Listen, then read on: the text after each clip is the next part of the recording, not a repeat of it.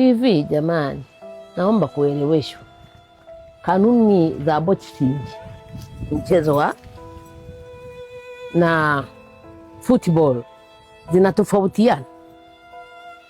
Kwa sababu mimi ninachokijua kwenye boxing, mtu akikuzidi uzito sana huwezi kuruhusiwa kupigana naye.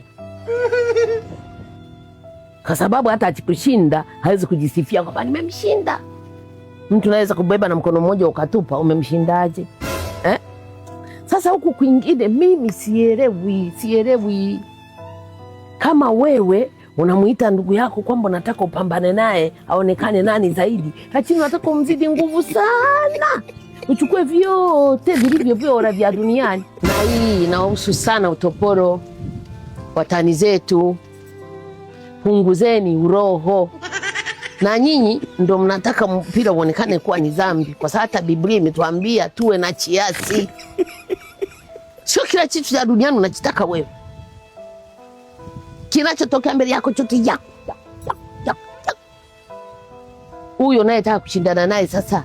Kama ukishamiliki kila kitu, yeye anakujaje kwako ili mpambane? Na usajili wenu safari hii una vurugu mno.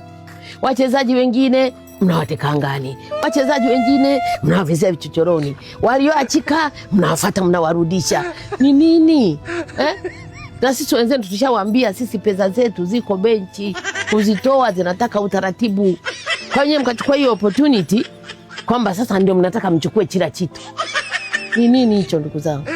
Subiri na sisi tutoe pesa zetu benchi ndio tuanze kushindana. This is not fair.